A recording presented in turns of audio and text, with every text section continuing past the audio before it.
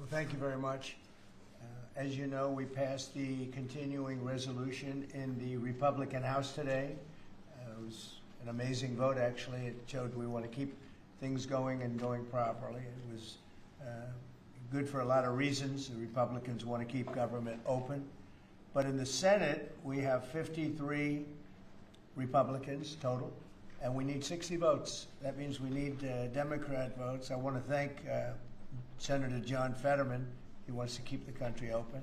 We're doing so well as a country. We're doing probably better than ever before. If you look at the stock market and other indicators, we have tremendous investment coming in, record investment coming. Everything's going well, but the Democrats are unhappy about that because they don't want it to go well. I think they actually dislike our country greatly. So they want to shut down the country. They want to have open borders. They want to stop the fighting of crime, where we've been very successful. The D.C., as you know, Washington, D.C. is it's a hot place right now. Everyone's having dinners. They're going out all over. There's very little crime. They haven't seen numbers like this in many, many years. And other places, as you know, we're going into Memphis. We'll soon be going into Chicago. We've already had people out there and in there, and FBI's been there. We've brought the numbers down, but we're going to be bringing them down a whole lot. But I guess they want crime and we fight crime, and it's a pretty big difference. They want to have men playing women's sports. They want transgender for everybody. And if they don't get everything that they want, all these things that they want that are proven so badly, they want to close our government down. We're not going to let bad things happen to our country. We're not going to approve things that we shouldn't be approving. Just today, the House Democrats voted against condemning the political assassination of Charlie Kirk. Who could vote against that? The condemning, all they're saying, please condemn the assassination of a human being. And they said, no, then we're not going to do that. Remember this, we had an election a very short time ago. Republicans won presidential.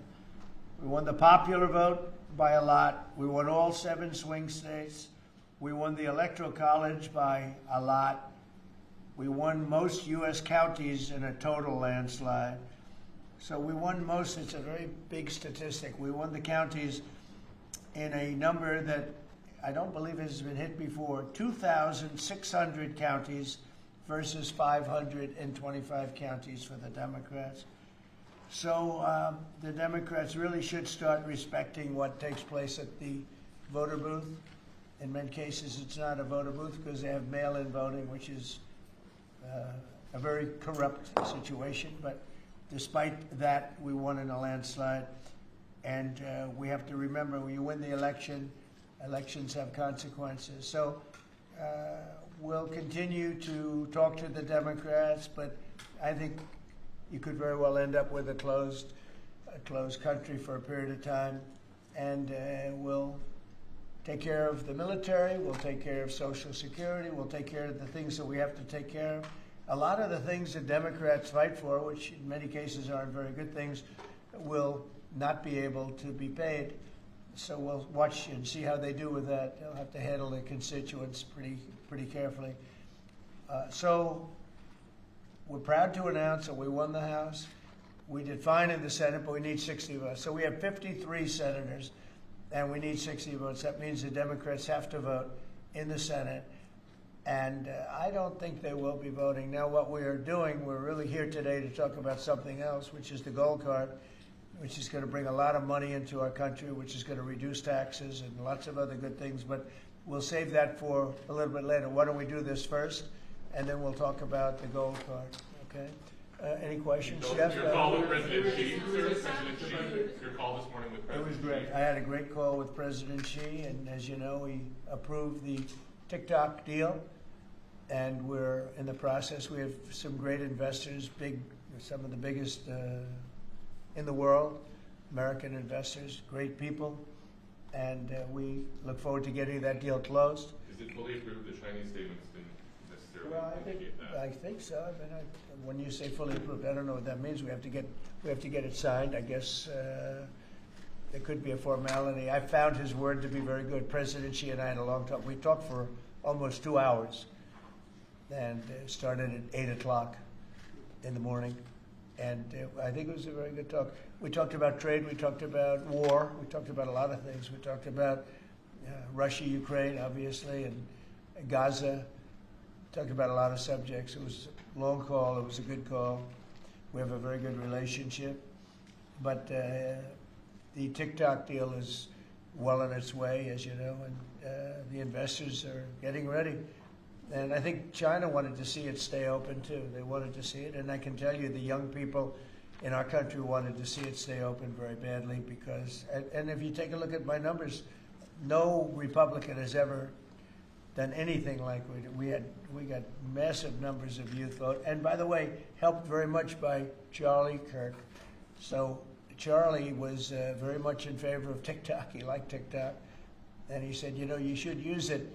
And other people said that too. And I used it. And I don't know if I have I think I set records. I looked at numbers that are phenomenal. We'll pass them out to you. And it had probably a pretty big effect on the election because we won the election by a lot. So we are at a situation where in a little while, meaning a number of days, we'll probably, I don't know if you can make a deal with these people. I think these people are crazy. You know, again, anybody wants open borders and don't want to fight. They don't want to fight crime. They hate to fight crime. And in Chicago, last weekend, you had 11 people killed, murdered, and you had 28 shot.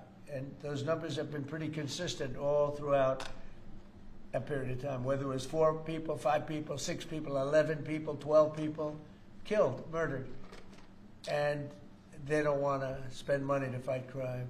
And it's not even much money, relatively speaking. It's very little. But we're going there anyway. It doesn't make any difference. We're going to Chicago. We're going to Memphis next. And we're going to clean up the crime in the cities because we have to do that, okay? With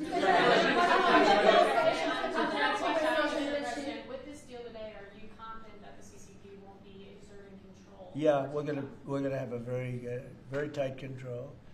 And look, it's an amazing thing that's been created. There's tremendous value with TikTok.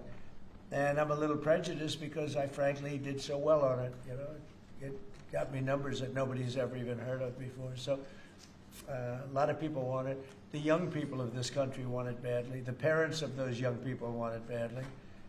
And so we were able to work out a deal with China. And it's a very good deal for us. I hope it's a good deal for them. Would you be confident in a deal, or would you accept a deal where China controls the algorithm of TikTok? Well, it's all being worked out. We're going to have very good control. We have these are American investors, all of them, and they all love our country. They're all very well-known people, very famous people, actually, financially, and they'll have control of it. And I want to thank President Xi because he was a gentleman, and we've just had a good relationship, and we wanted a lot of people in this country wanted to be open. And again, if it weren't open, maybe, I don't know, I think we won by so much it wouldn't have mattered, but we got a lot of votes. We got a lot of Republican votes from very young people. You go ahead, Jeff. Thank you, sir. Russian jets entered Estonia's airspace today for 12 minutes. Do you see that as a threat to NATO? Well, I'm going to have to look at it. They're going to be briefing me in a short while, so I'll let you know about it tonight or tomorrow. What's your take in general? Well, I don't love it. I don't love it when that happens. It could be big trouble, but I'll let you know later. They're going to brief me in about an hour. And a follow-up on Charlie Kirk. There's been a lot of talk about free speech this week. Do you see a difference between cancel culture and consequence culture? I mean, your question's a little trick question. I'm a very strong person for free speech.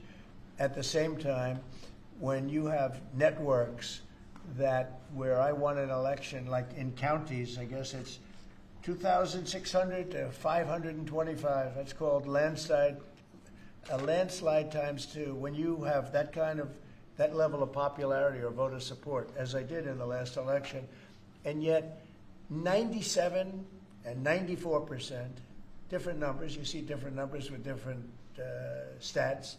But 97, 94, 95, 96% of the people are against me in the sense of the newscasts are against me.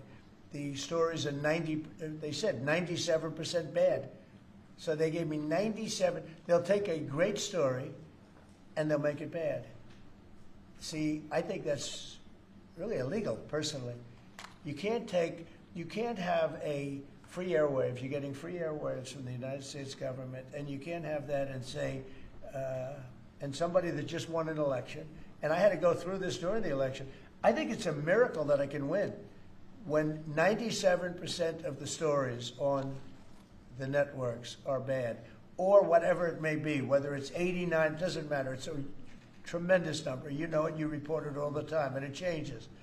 But when you have that kind of a negative reporting, fake negative reporting, when they take a great story and they make it into a bad story constantly, that's what they do.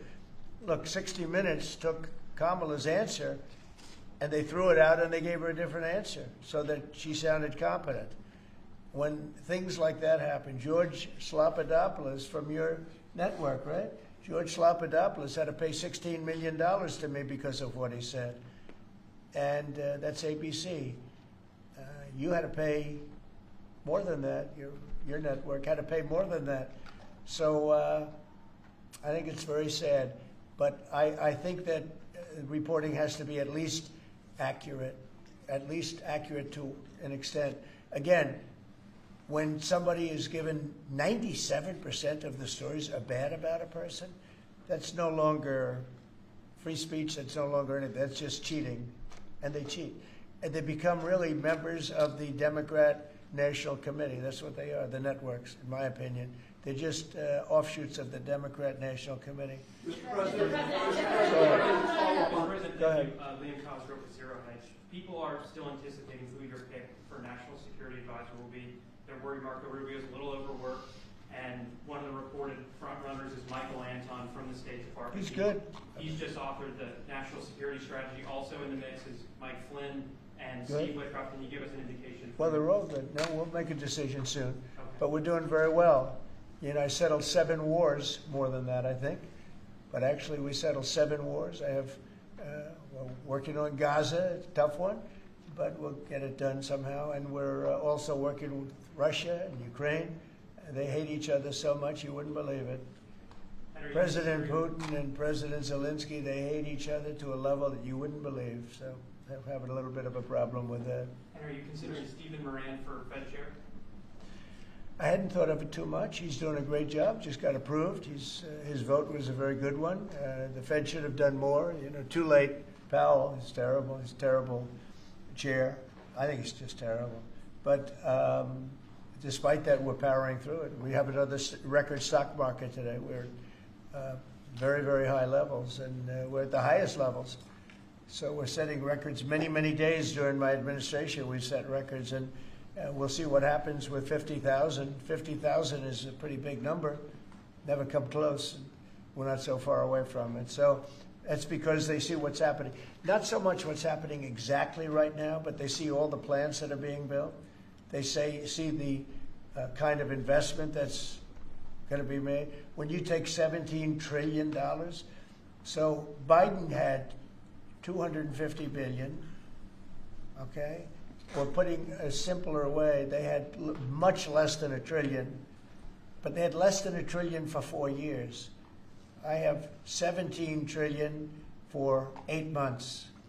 Nobody's ever seen anything like it.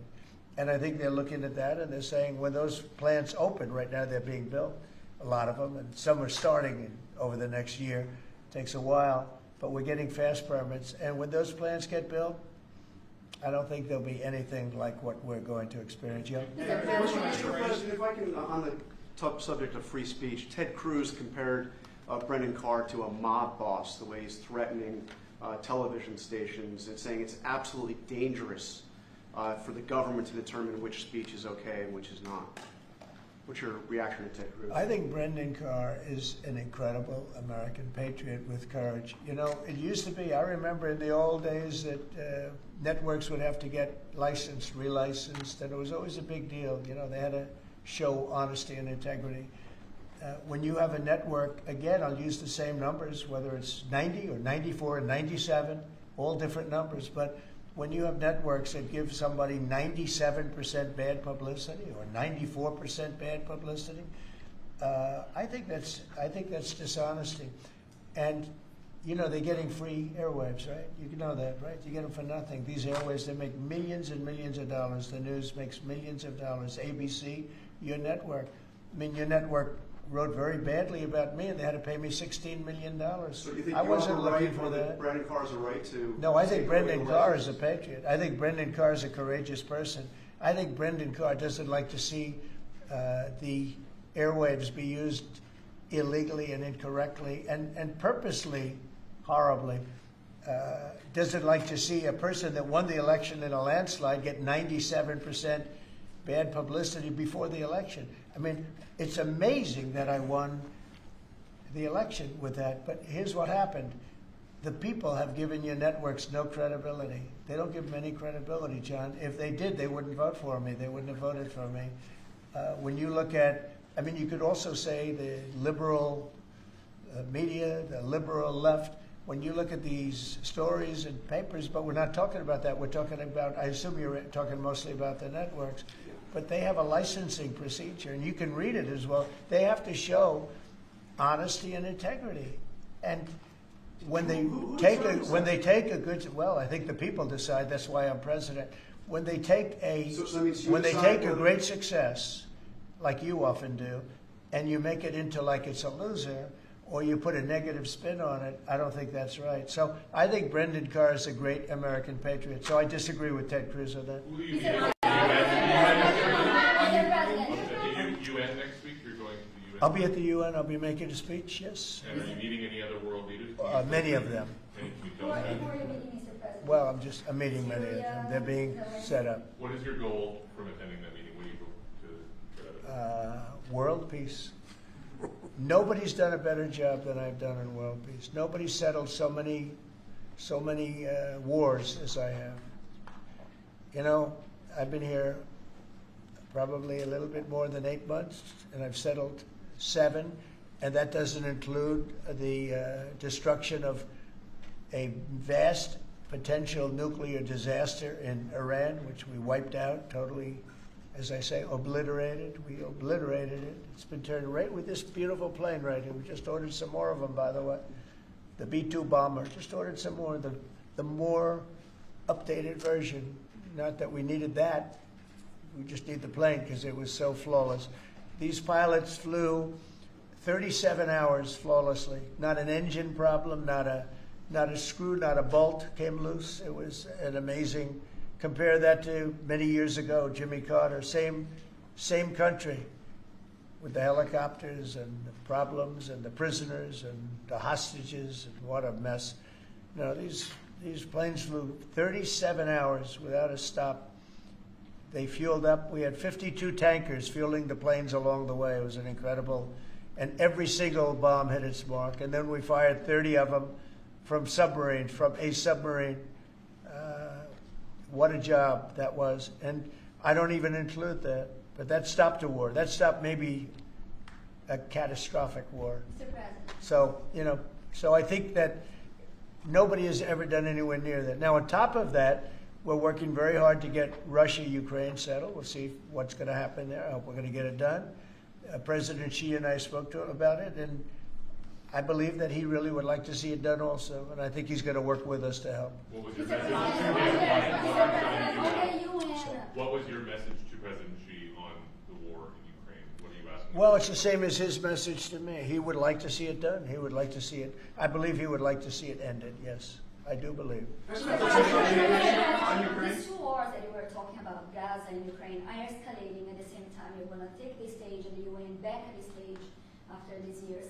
Do you plan to setting any kind of red lines for these 2 countries? And you said before, well, we're going to see. Frustrated with Putin. Yeah. Are you also frustrated? We have a long time to go before I get up and speak at the UN, because every day is a long time when it comes to Gaza and it comes to Israel and the Middle East.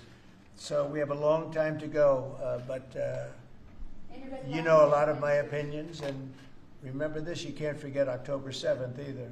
People are forgetting October 7th. They forget it too quickly. That was one of the worst days in world history. It was the most evil attack that I think you could really say babies were involved, little babies were involved, and having their heads chopped off and all of the things that took place. You can't forget that. I don't forget that. A lot of people do, but I don't. Yeah, please. But how about when Go ahead, please. President? What goes into retaking Bagram? Does that require boots on the ground? We'll see what happens with Bagram. We're talking to Afghanistan, which should have never been given up. It was the most embarrassing day in the history of our country. There was no reason to give it up. I was leaving Afghanistan. I was leaving. I was the one that got it down to 5,000 soldiers, but we were going to keep Bagram, the air base. I said it yesterday, and we had an incredible trip, as you know, to UK, and I said it during the press conference.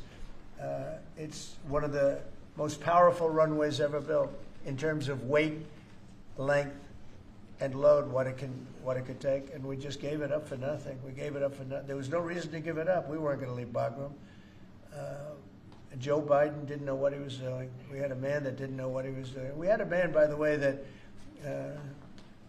didn't approve. If you take a look at what's happening in Congress, we had a man that signed everything with, almost everything with an auto pen, and he didn't tell the people from the auto pen, whoever was using it. The one man that used it predominantly said that Biden only spoke to him twice, and it was only about the weather. Okay, it was about nothing. So those pardons that he gave are illegal. He gave illegal pardons, and that includes the congressman that destroyed and deleted all the information from J6. They deleted everything because it turned out that they were wrong. It turned out that I offered 10,000 National Guard or soldiers, whatever they wanted, and you wouldn't have had a problem. And they turned it down. Nancy Pelosi turned it down, and the mayor of Washington, D.C. turned it down. They deleted everything, and they destroyed it, illegally destroyed it. And Biden gave them a pardon. And Biden gave a lot of other people pardons that, frankly, would be in jail if it wasn't for those pardons. But those pardons now are illegal, according to just about everybody. What was your